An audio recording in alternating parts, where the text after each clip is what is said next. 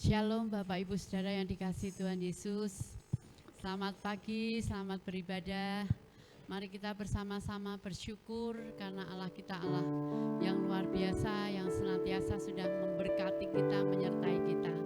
Mungkin sebelum ibadah kita mulai, Bapak Ibu yang duduk di belakang bisa maju ke depan, supaya nanti yang datang terakhir tidak mengganggu tata ibadah. Seperti biasa tidak ada yang bergerak.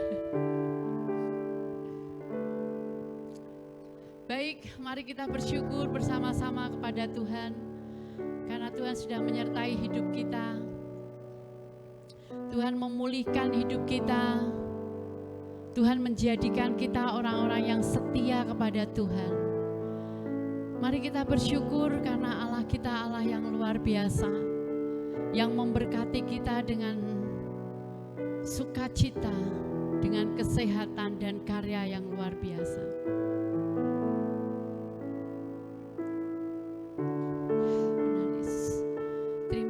Tuhan untuk segala kasih setia-Mu.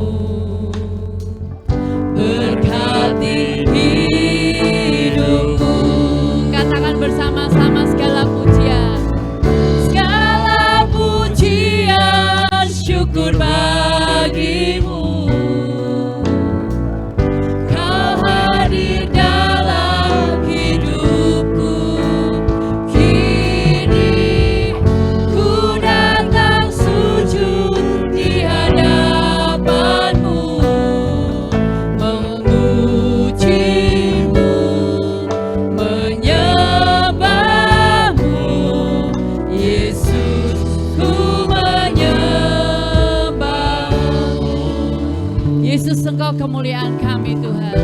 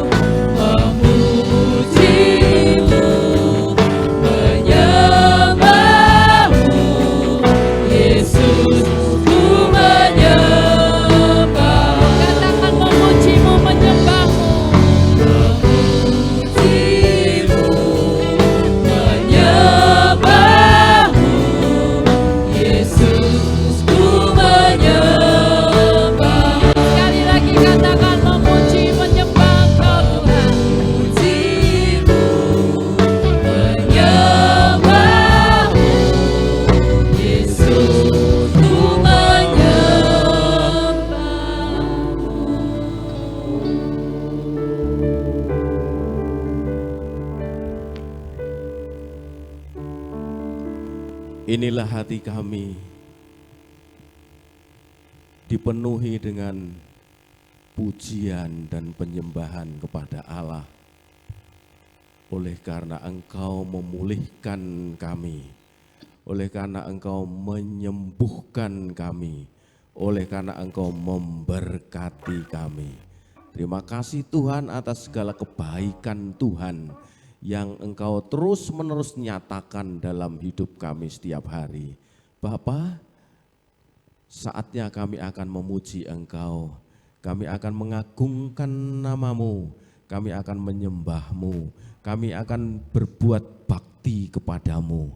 Kiranya Engkau hadir di tengah-tengah kami dan memberkati kami semua. Hadirat Allah dinyatakan sehingga kami semua tidak ada yang tidak diberkati. Kami semua diberkati oleh Tuhan. Kami semua menikmati hadirat Tuhan. Kami semua mendapatkan hal-hal yang baru dari Tuhan. Dan kami semua sepenuh hati memuji Tuhan. Sebab kami meyakini bahwa pertolongan kami datangnya dari Allah Bapa, Putra dan Roh Kudus. Dalam Yesus Kristus Tuhan hadir dan memberkati ibadah ini sehingga ibadah ini mempermuliakan Tuhan dan kami semua diberkati di dalam nama Tuhan Yesus Kristus. Haleluya. Amin. Mari Bapak Ibu bisa memberikan salam satu dengan yang lain dan katakan hai, Tuhan Yesus memberkati. Hari lepas hari kita sudah diberkati oleh Tuhan. Mari kita bersyukur karena Allah kita Allah yang luar biasa. Haleluya. Bapak Ibu boleh duduk dulu. Silakan duduk.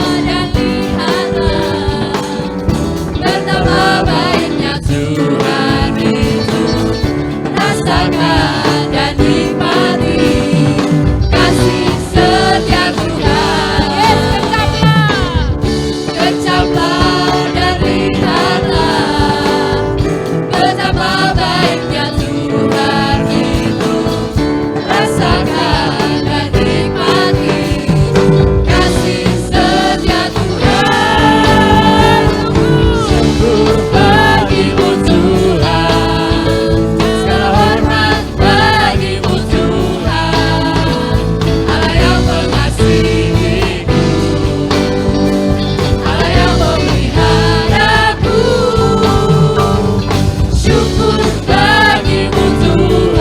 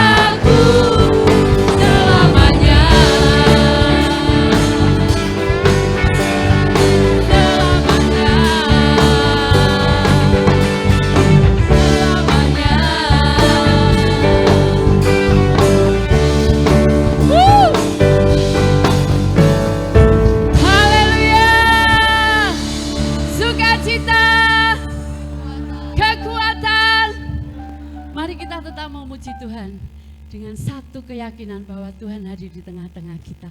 Bangkit, serukan nama Yesus.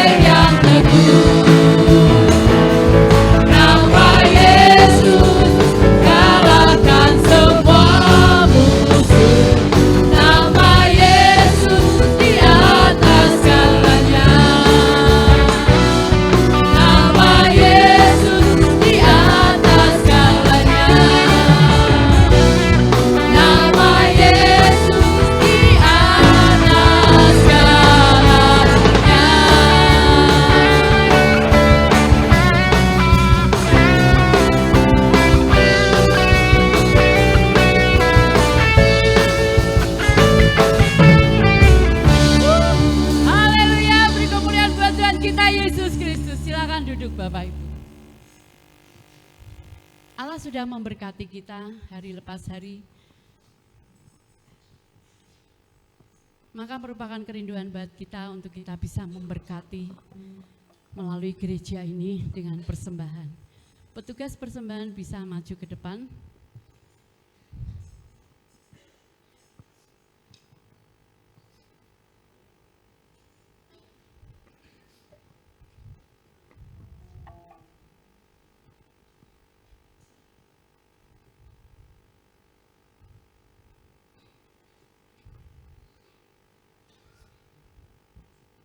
Baik, kita akan berdoa bersama-sama. Terima kasih Tuhan.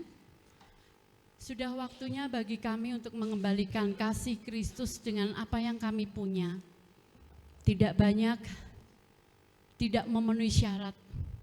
Tapi kami percaya Tuhan dengan sukacita menerima apa yang menjadi persembahan kami pada pagi hari ini. Engkau memberkati setiap tangan yang memberi. Kami percaya Engkau Allah kami yang luar biasa. Terima kasih Tuhan, beri kami kesempatan untuk memberkati gereja ini melalui persembahan. Dalam nama-Mu kami berdoa dan bersyukur. Amin. Allah itu baik.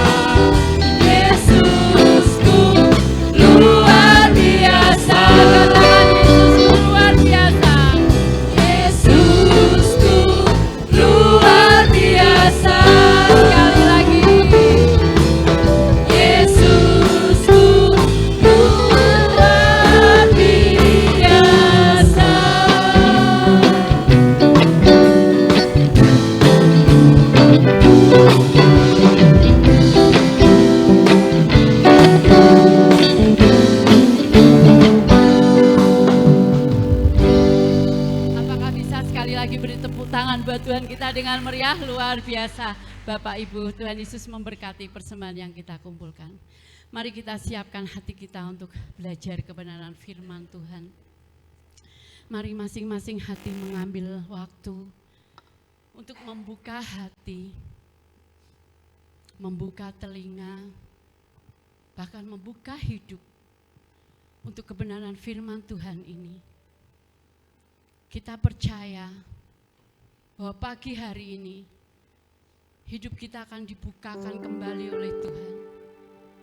Ketika ada permasalahan, Tuhan yang menjadi solusi pertama. Haleluya Yesus. Terima kasih Tuhan.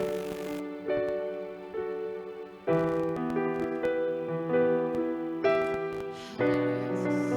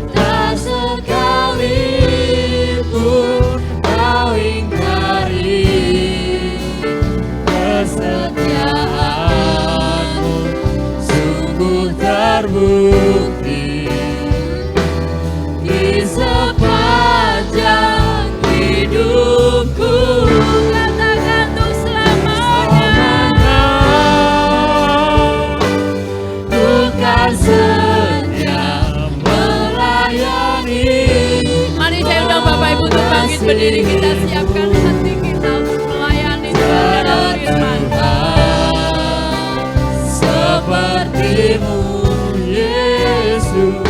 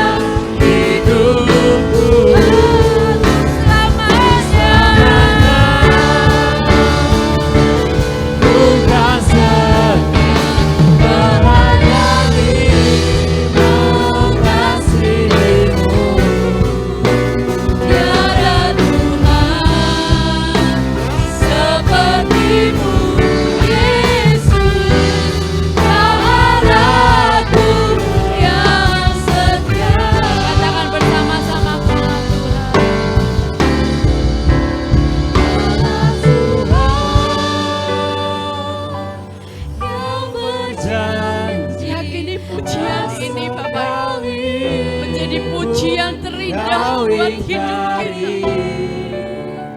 Kesetiaanmu sungguh terbukti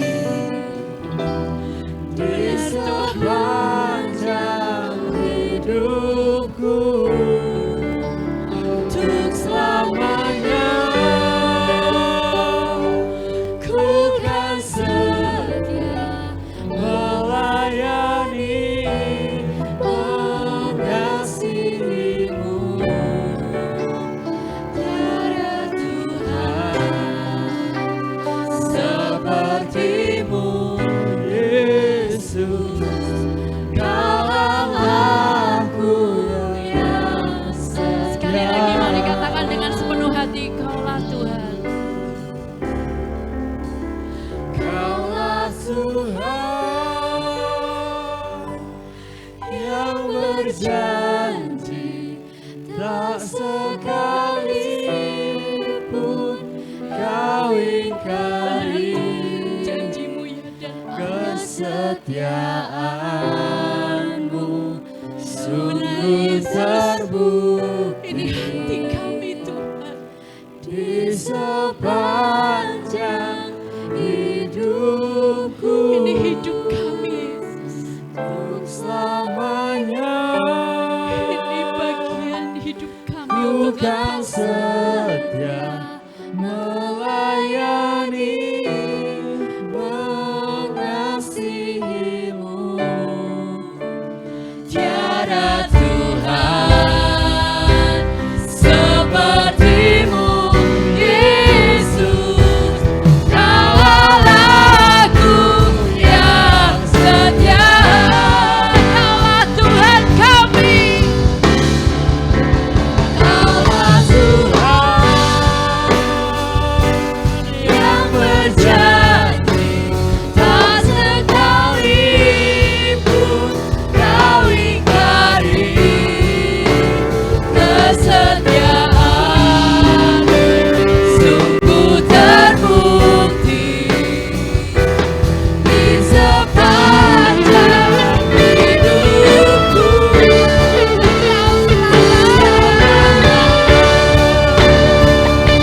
Bukan setia melayani, mengasihimu. Tiada Tuhan sepertimu, Yesus. Kau Allahku yang setia. Katakan tiada Tuhan. Sepertimu, Yesus. Kau Allahku yang setia. Tiada Tuhan. Sepertimu, Yesus. Kau Allahku yang setia.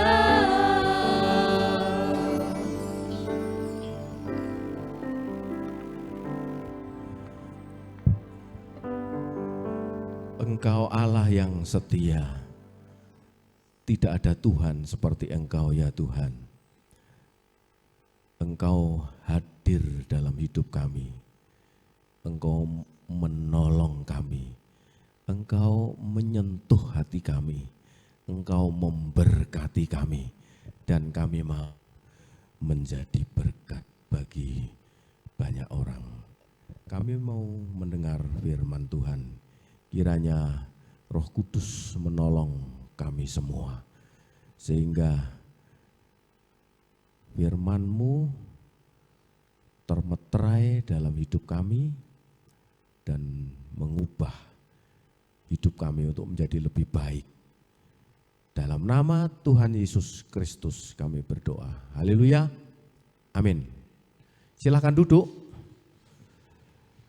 Bapak, Ibu, dan saudara-saudara yang dikasihi Tuhan, salam, selamat pagi, apa kabar? Ya, mari kita membuka Tuhan dari 2 Raja-Raja pasal yang ke-5 2 Raja-Raja pasal yang ke-5 ayat 1 sampai ayat 19.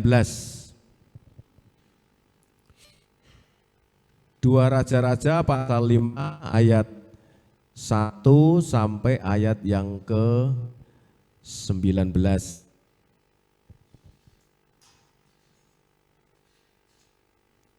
Naaman, panglima Raja Aram, adalah seorang terpandang di hadapan tuannya dan sangat disayangi, sebab oleh dia Tuhan telah memberikan kemenangan.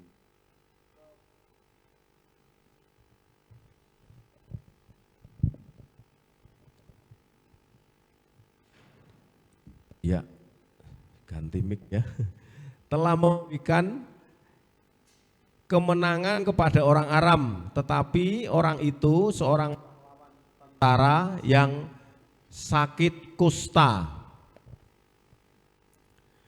Orang Aram pernah keluar bergerombolan dan membawa tawanan seorang anak perempuan dari negeri Israel yang menjadi pelayan pada istri Naaman. Berkatalah gadis itu kepada nyonyanya, sekiranya tuanku menghadap nabi yang di Samaria itu, maka tentulah nabi itu akan menyembuhkan dia dari penyakitnya. Lalu pergilah Naaman memberitahukan kepada tuannya, katanya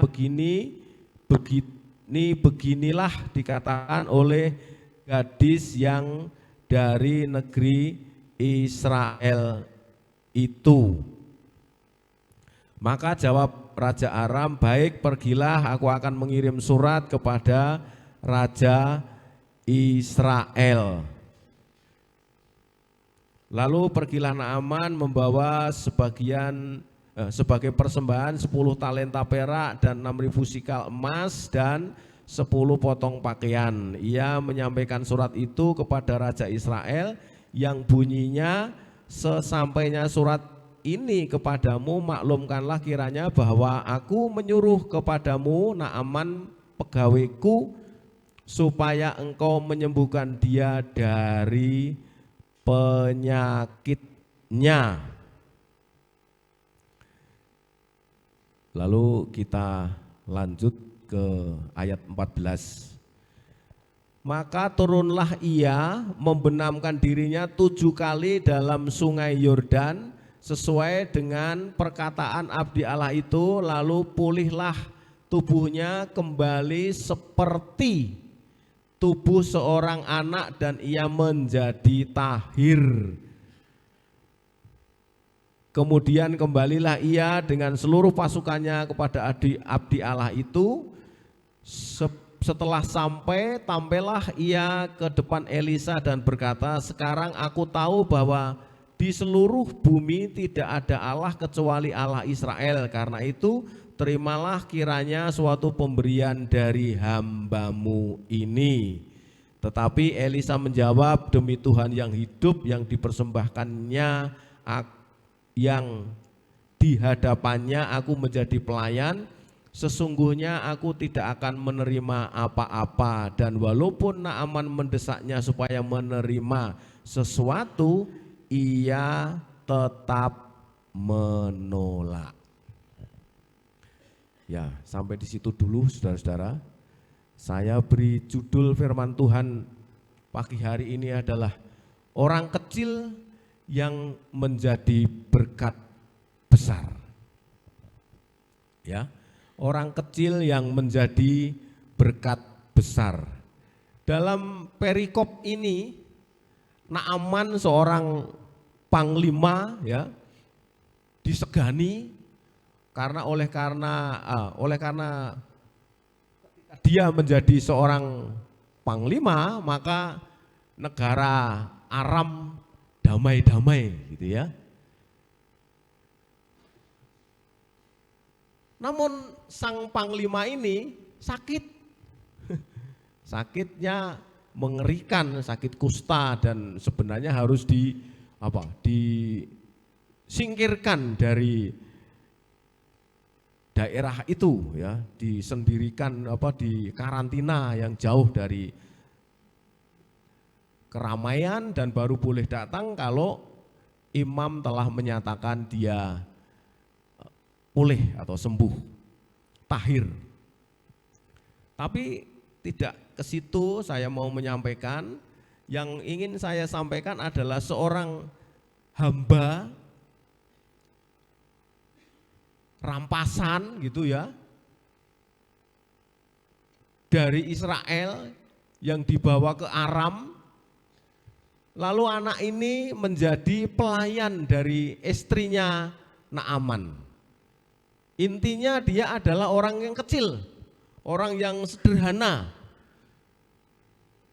Jadi bukan hanya orang besar yang bisa menjadi berkat yang besar, namun di hadapan kita semua, ya di hadapan kita, semua orang percaya mempunyai kesempatan yang sama untuk menjadi berkat bagi orang lain, bagi banyak orang, bagi siapapun. Termasuk juga keluarga kita. Keluarga kita yang kecil, yang diberkati Tuhan, tentunya kita juga dirancang oleh Tuhan untuk menjadi berkat yang besar. Ya, untuk menjadi berkat yang besar. Pertanyaannya, bagaimana agar kita yang kecil ini bisa menjadi berkat yang besar? Pertama, memiliki hati yang percaya dan penuh dengan iman. Saya bedakan antara percaya dan penuh dengan iman ya, karena orang bisa ngaku-ngaku percaya tapi tidak ada perbuatan apa-apa. Jadi iman harus diwujud nyatakan. Seorang gadis tawanan dari Israel ini kecil, siapa dia? Dalam perikop ini tidak dikisahkan terlalu banyak, ya, tidak dikisahkan terlalu banyak. Kalau dilihat dari minimnya informasi perihal gadis ini, mungkinkah dia juga mengenal Elisa secara pribadi? Sebenarnya juga tidak. Atau pernahkah dia melihat Elisa menyembuhkan banyak orang sakit kusta? Mungkin juga tidak. Ya, mungkin juga tidak. Atau seberapa besar pendidikan rohani dari si perempuan kecil ini dari orang tuanya? Bisa saja juga hanya minim gitu ya. Lalu seberapa inten dia ikut dalam peribadatan di bait Allah misalnya. Ada pertanyaan gitu ya, mungkin juga tidak terlalu inten. Karena himpitan keadaan lalu terbuang, lalu kemudian sampai menjadi pelayan di negeri asing, ini tentunya mereka atau dia, si gadis ini adalah gadis yang biasa, yang kecil, yang pernah mendengar tentang Elisa begitu ya. Lalu dari situ dia berkata kepada majikannya ini atau nyonyanya ini, istri Naaman ini, sekiranya tuanku ini dibawa ke Israel bertemu dengan seorang nabi di sana, pasti dia akan menyembuhkannya. Ini berita yang menggembirakan, sementara nyonyanya kan sedang gundah gulana ya, sedang bagaimana ini suaminya yang perwira ini tetapi sakit kusta. Nah, atas informasi orang yang dianggap remeh, orang yang dianggap sepele, yang hanya pelayan dari istri Naaman inilah, lalu kemudian mengambil sikap yang besar, lalu kemudian menyampaikannya itu kepada Naaman, menyampaikannya itu kepada raja. Dan akhirnya raja pun mengiyakan, saya akan membuat surat permohonan kepada Elisa, kepada raja Israel, supaya perwira saya ini disembuhkan. Dan dibekali dengan upeti ya, dengan membawa persembahan. Walaupun akhir dari kisah ini terjadi kesalahpahaman, dipikir raja Israel berpikir bahwa raja Aram menantang untuk berperang gitu ya. Tapi kemudian direda oleh Elisa, jangan, bawa saja orang itu ke sini gitu ya. Nah, lalu kemudian Naaman dibawa pergi menghadap Elisa. Tapi yang ingin saya sampaikan di sini, orang yang sederhana, perempuan yang tidak mempunyai jabatan apa-apa, hanya sebagai pelayan dan itu pun di rantauan, jadi sebagai hasil rampasan gitu ya, putri boyongan gitu ya. Kalau anak raja putri boyongan, ini bukan anak raja, masyarakat kecil biasa. Tetapi oleh karena dia percaya kepada Tuhan dan dia mengerti bahwa ada nabi di Israel itu, lalu kemudian itu disampaikannya dan terjadilah peristiwa besar yang akhirnya Naaman disembuhkan. Kita tidak ada yang sakit kusta ya, tapi di antara yang dianggap kecil di sini atau yang merasa kecil, bukan dianggap ya, yang merasa kecil, jangan merasa kecil, sebab Tuhan mau pakai siapapun kita, seluruh jemaat eklesia untuk menjadi berkat. Gereja ini berdiri, gereja ini kokoh, gereja ini kuat ketika ditopang, memang Tuhan yang menopang, tetapi melalui Bapak, Ibu, dan saudara-saudara semua, melalui orang-orang yang merasa, saya ini yang penting neng gereja minggu, aku ini kan tidak terlalu diperhitungkan. Jangan berpikir demikian, semua ini sama di hadapan Tuhan dan semua kita bisa menjadi berkat. Amin. Bisa. Kalau tadi persembahan diedarkan, lalu kita memberi untuk Tuhan. Dan Bapak Ibu supaya juga mengerti bahwa itu akan digunakan untuk keberlangsungan gereja ini. Tidak ada yang tidak diperhitungkan oleh Tuhan. Pasti di antara kita semua sudah diberkati Tuhan dengan berlimpah-limpah. Dan pasti juga tidak rela, ora tegel artinya, jika memberi hanya sekedar untuk memberi tanpa didasari dengan ucapan syukur kepada Tuhan. Kalau didasari dengan ucapan syukur kepada Tuhan yang sudah memberkati begitu besar, kira-kira kita akan malu memberi kepada Tuhan itu hanya sedikit.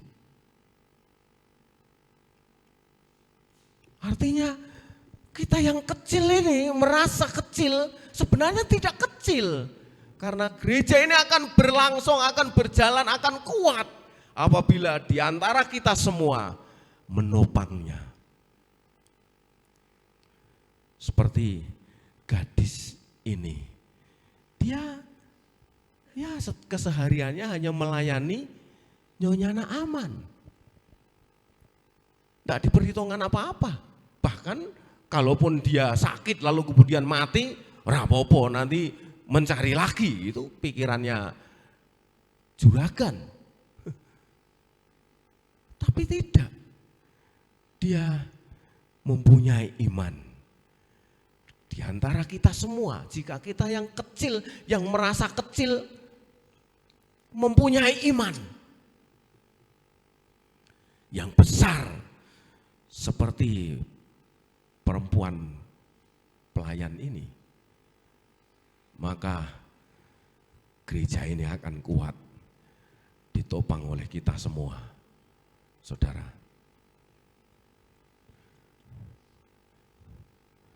Lalu hal yang kedua, memiliki keberanian untuk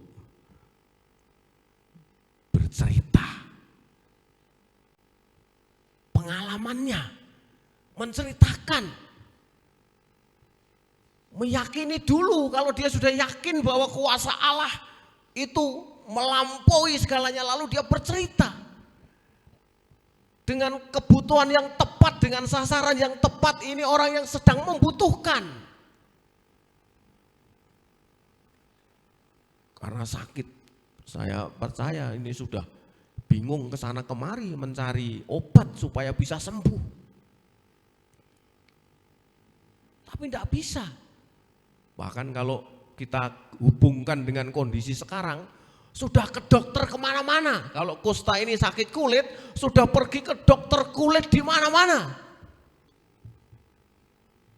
Sudah pergi ke dokter A, dokter B, dokter C, yang dokter kulit. Lalu kemudian mendengar, oh di sana ada dokter bagus, oh di sana ada dokter orang ke sana mesti sembuh dan lain sebagainya. Lalu datang, berapapun bayarnya tidak dihitung, tidak dipikir itu. Yang penting sembuh. Tapi tidak mendapatkan kesembuhan melalui orang kecil ini. Dengan ceritanya dia bersaksi, lalu itu mengubah semuanya.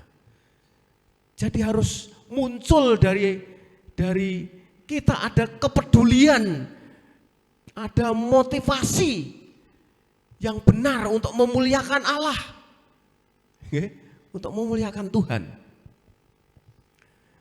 Melalui apa yang bisa.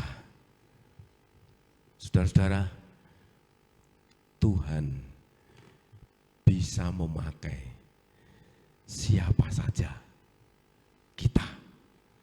Tuhan bisa memakai orang-orang yang sederhana. Tuhan tidak hanya membutuhkan orang-orang yang pintar, yang berpendidikan tinggi, yang berpengaruh besar untuk menyampaikan berita yang penting, untuk menyampaikan firman Tuhan, untuk menyampaikan kuasa Allah. Tidak harus. Kita semua bisa kalau kita mau. Kita semua bisa.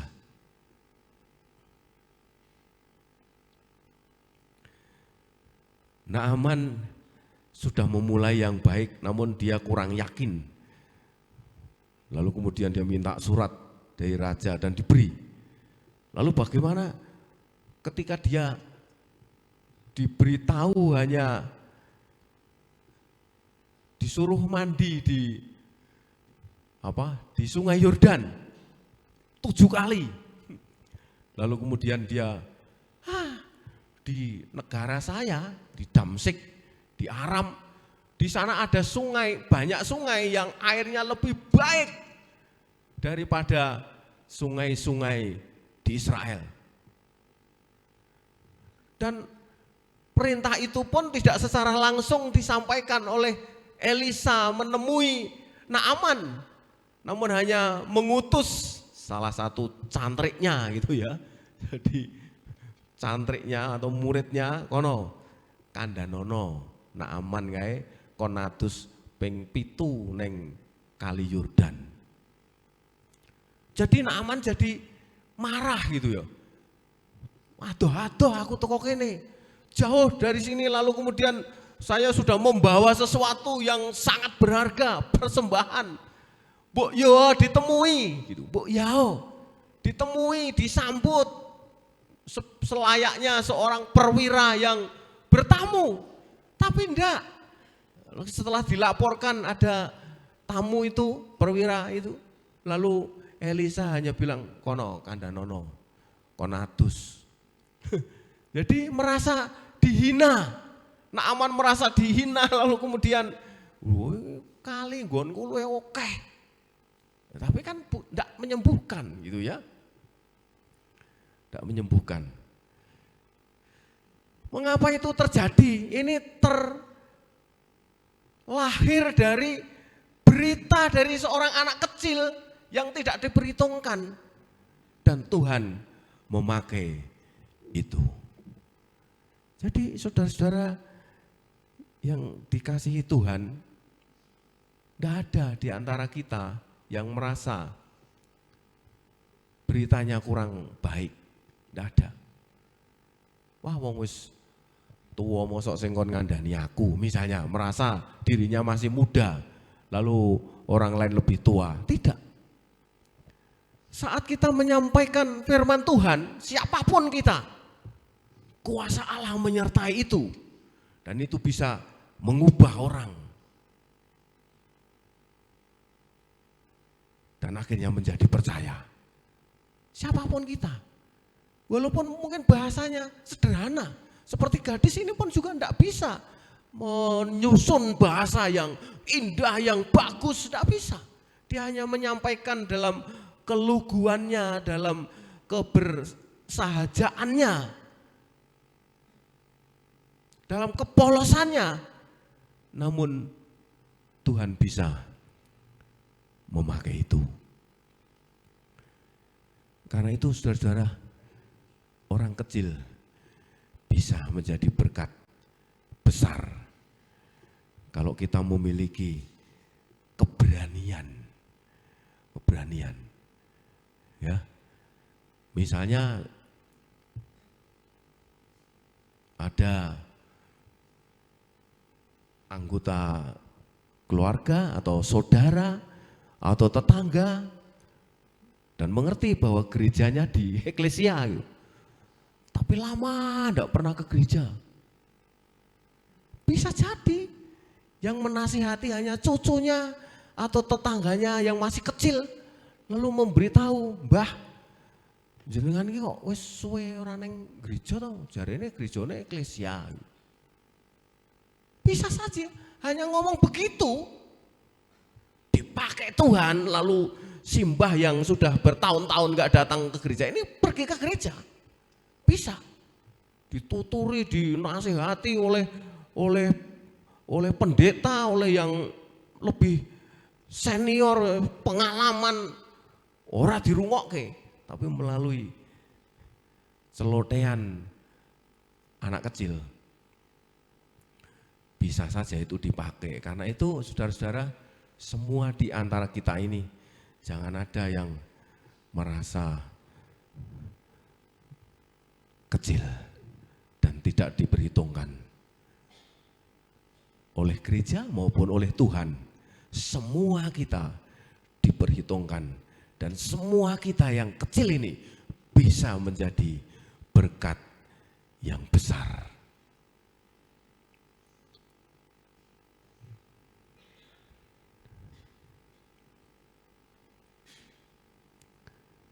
Naaman artinya juga diajar oleh Tuhan untuk merendahkan diri di hadapan Allah dan manusia. Tidak merasa sombong, saya perwira. Tapi melalui perlakuan Elisa, dia mau menyadarkan bahwa di hadapan Tuhan, Naaman juga hanya manusia biasa. Yang tidak ada sesuatu yang perlu disombong-sombongkan.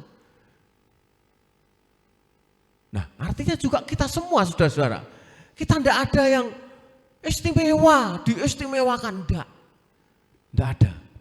Kita sama di hadapan Tuhan dan kita bisa menjadi berkat jika kita berani, jika kita mau. Ya, tidak ada yang tidak berguna bagi gereja ini. Jadi jangan merasa minder, jangan merasa ini, jangan. Kita semua diperhitungkan oleh Tuhan, amin. Dan gereja ini akan kuat melalui saudara. Saudara yang merasa kecil yo, oh gereja ini kuat karena saya. Bilang aja gitu. Masing-masing kita ngomong, gereja ini kuat karena saya. Gitu. Sehingga ya jalan. jalan baik. Gereja ini tidak mengalami sesuatu yang kadangkala miris kalau kita mendengar, saudara-saudara. Kalau orang lain kan melihat GJKI, Eklesia, gerejanya besar, di pinggir jalan raya gitu kan. Lalu pasti uangnya banyak gitu ya. Kadang-kadang kita jadi hamba-hamba Tuhan ini risih gitu, mau cerita tentang keuangan, risih. Jojo dikira moto duiten, tapi sejujurnya tidak, saudara-saudara, tidak begitu. Tapi gereja ini akan kuat jika saudara-saudara ikut memperhatikannya. Ya, ikut memperhatikannya. Saya mau sampaikan, bulan kemarin itu ada rapat pengurus ya di gereja ini dan mengalami defisit, katakanlah begitu ya, sampai lalu kemudian ikut dari program pemerintah apa namanya, perampingan atau efisiensi anggaran, dan gereja ini pun juga ikut terkena dampak itu, lalu efisiensi anggaran. Walaupun dari dulu sebenarnya juga sudah efisiensi gitu ya. Efisiensi anggaran. Maaf saya sampaikan di sini ya, bukan moto duiten, tapi inilah faktanya bahwa saudara-saudara adalah penguat dari gereja ini.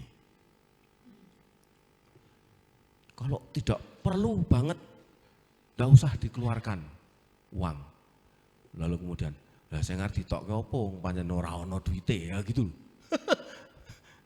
Lalu kan Pak Urip sok bilang, wis saiki ora usah mikir duit.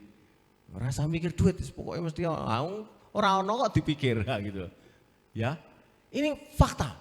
Saya mau sampaikan bahwa gereja kita membutuhkan saudara semua supaya ini bisa terus, pelayanan ini terus.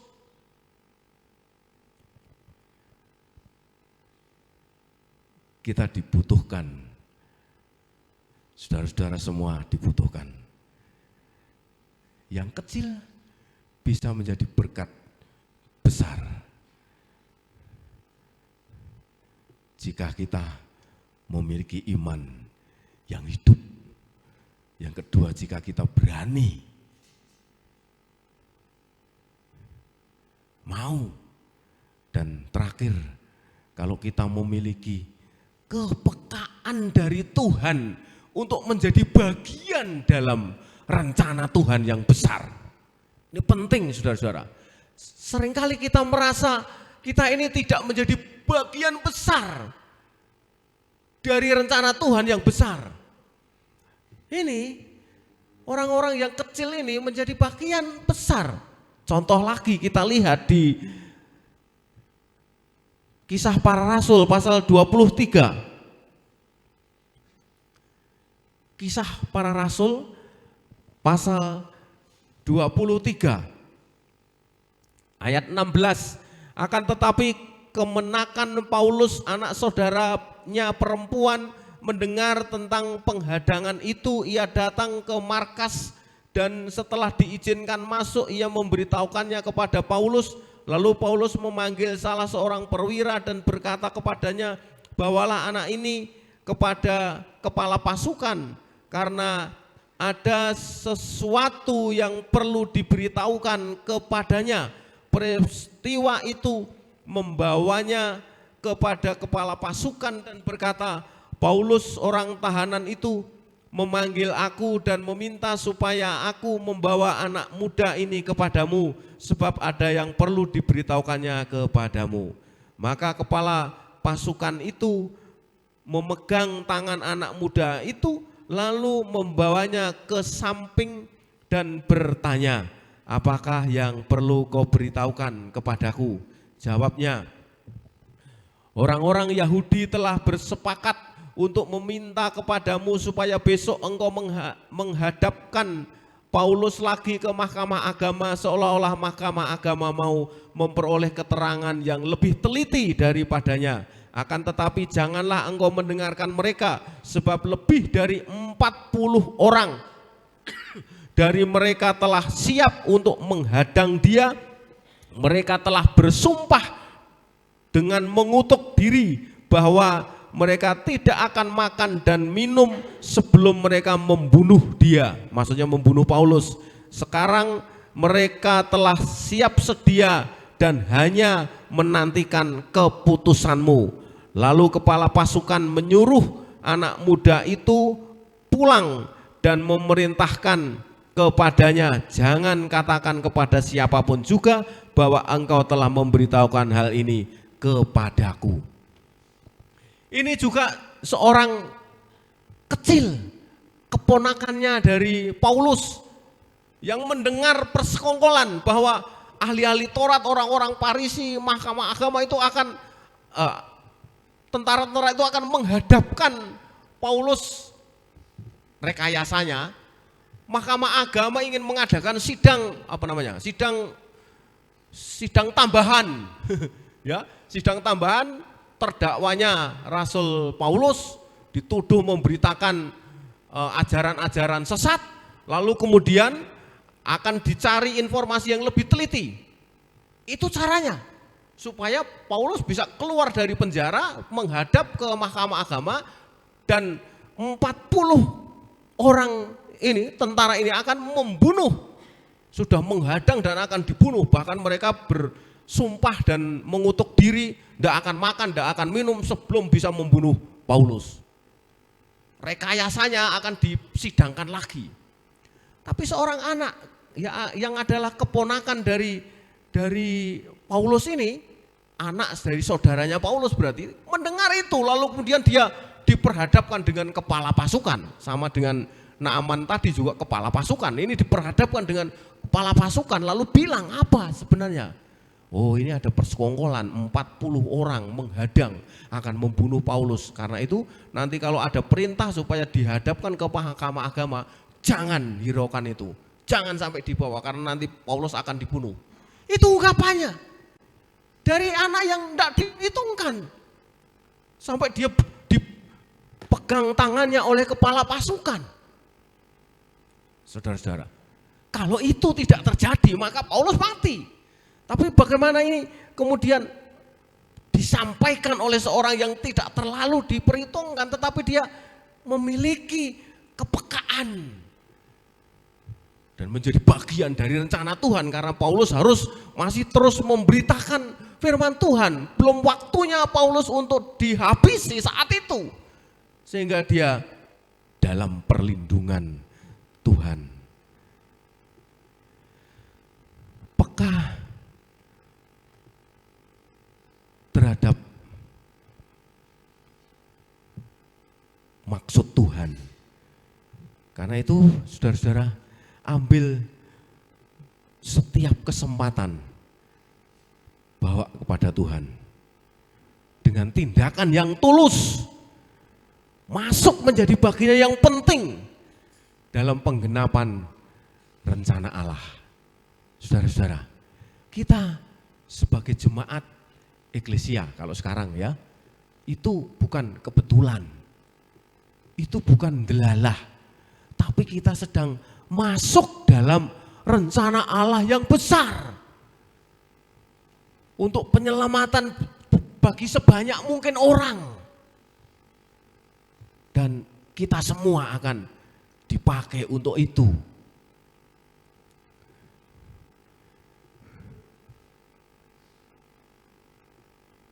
Yang penting adalah kita semua memiliki hati yang peka, niat yang tulus. Tuhan pakai saudara.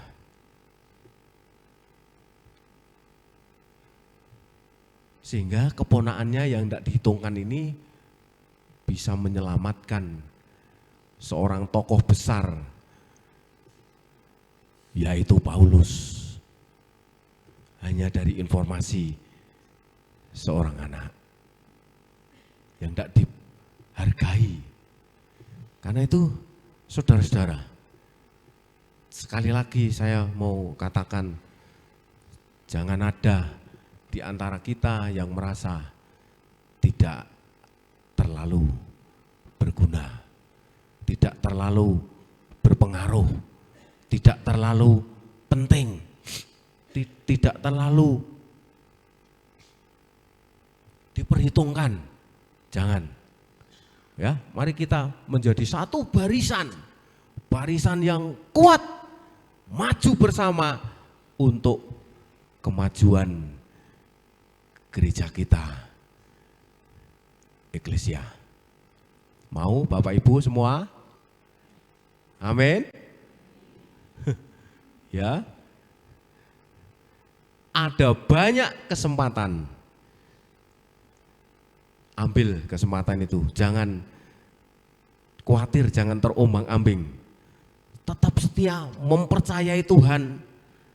Mari kita bawa nama Yesus kepada siapapun. Mulai dari keluarga, mulai dari tetangga, saudara-saudara kita. Mulai dari yang kita tahu jemaat eklesia tapi tidak ke gereja. Mulai dari situ. Jangan berpikir, mas kebutuhan dewe, nyang karpe. Jangan. Kalau selama ini berpikir begitu, nang gereja kan urusannya dewe, bukan urusanku. Jangan. Mulai dari sekarang, jangan berkata begitu. Tuhan mau pakai saudara untuk mengingatkan mereka. Tuhan mau pakai saudara untuk mengingatkan mereka. Karena itu, ingatkan, lakukan itu. Ya, Tuhan mau pakai siapa saja kita semua untuk membawa gereja kita semakin hari semakin maju, semakin hari semakin kuat, semakin hari semakin grengseng gitu ya. Grengseng, seneng bareng bersama-sama dengan seluruh jemaat. Amin. Mau? Tuhan memberkati kita. Mari kita berdoa.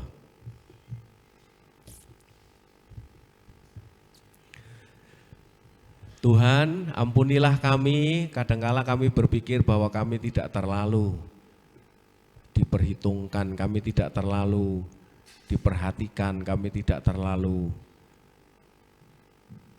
berpengaruh di gereja kami.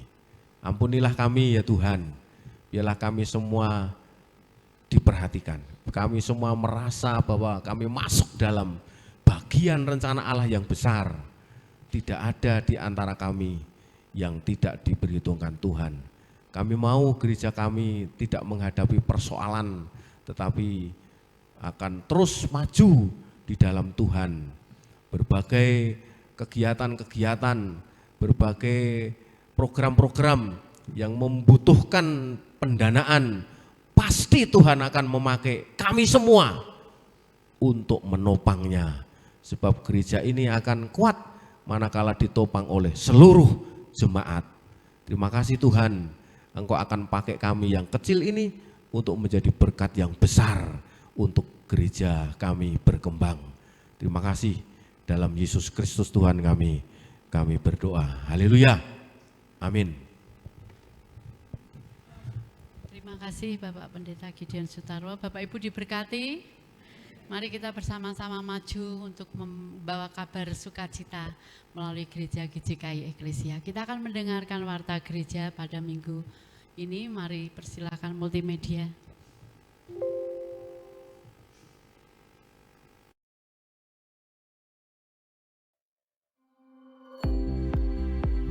Warta Jemaat Eklesia. Pelayan Ibadah Raya Minggu 2 Agustus. Ibadah raya yang pertama pada jam 6 pagi. Pemimpin pujian, Ibu Endang Yudono, dibantu singer, Ibu Sri Roh.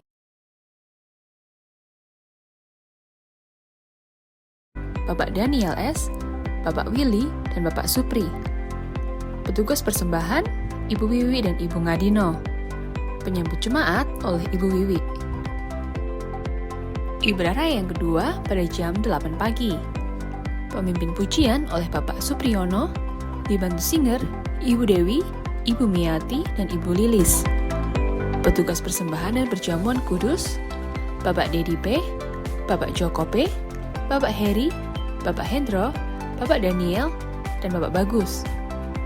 Penyambut Jemaat oleh Bapak dan Ibu Thomas, Bapak dan Ibu Erwan S, Saudari Abigail, dan Saudari Shirley. Firman Tuhan dan perjamuan kudus pada ibadah raya yang pertama dan yang kedua akan dilayani oleh Bapak Pendeta Urip Yudono.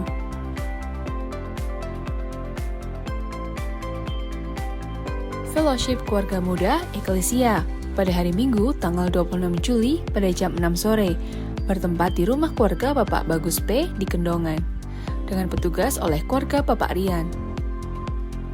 Persekutuan Adi Yuswo Eklesia pada hari Kamis tanggal 30 Juli pada jam 5 sore bertempat di rumah Bapak Sukari di Cabean. Pujian oleh Ibundari S dan renungan akan disampaikan oleh Bapak Pendeta Gideon Sutarwo. Upacara baptisan GJKI Eklesia Salatiga pada hari Selasa tanggal 25 Agustus 2026 dan kelas prabaptis akan dimulai pada bulan Agustus 2026. Pendaftaran bisa menghubungi Bapak Pendeta Supriyono. Adik-adik sekalian, mari ikuti Sekolah Minggu Eklesia Kids setiap hari Minggu jam 8 pagi. Ikutilah Fellowship Pemuda Faith of Enoch setiap hari Sabtu jam 4:30 sore. Nikmati hadirat Tuhan dalam doa pagi setiap hari Selasa, Kamis, dan Sabtu jam 5 pagi di GJKI Eklesia. Kami mengucapkan selamat ulang tahun bagi segenap jemaat yang berulang tahun pada minggu ini.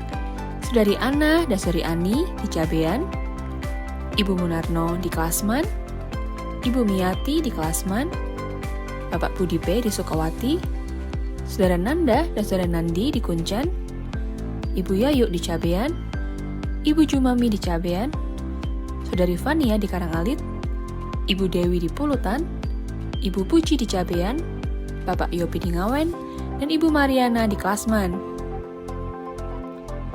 Kami juga mengucapkan selamat datang dan selamat beribadah bagi Bapak Ibu Saudara yang baru pertama kali hadir. Sampai berjumpa kembali di ibadah selanjutnya. Tuhan Yesus memberkati.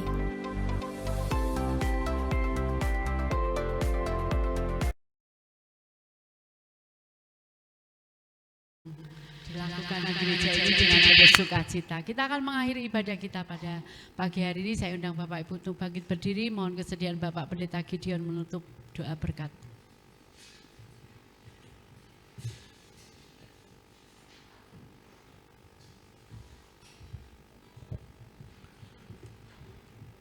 Kita berdoa, terima kasih Tuhan Yesus karena Engkau baik.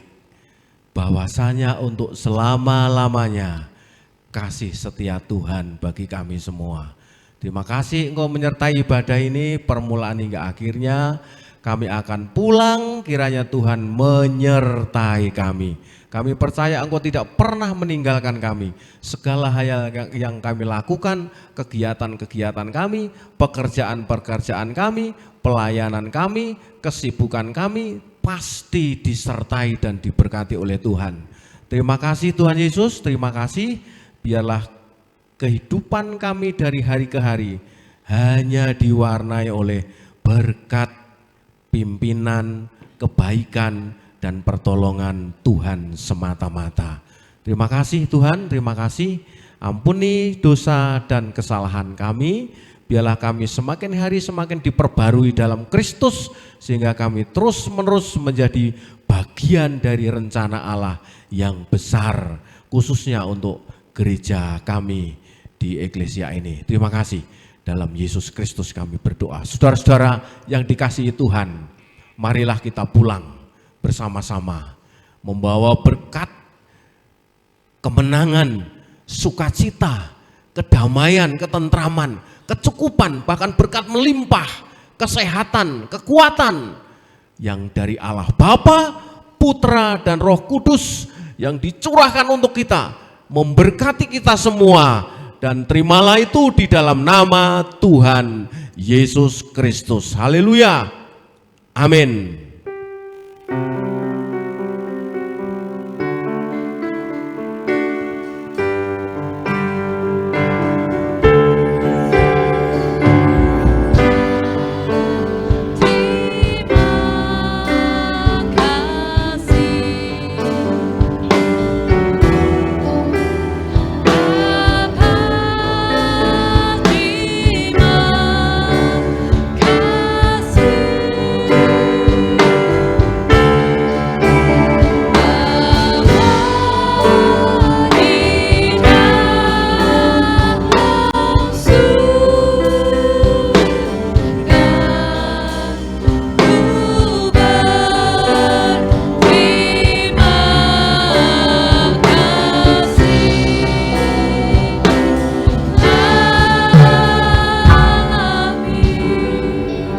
Silakan duduk mengambil waktu sejenak bersyukur kepada Tuhan. Selamat pulang, selamat pagi, selamat hari Minggu. Tuhan Yesus memberkati.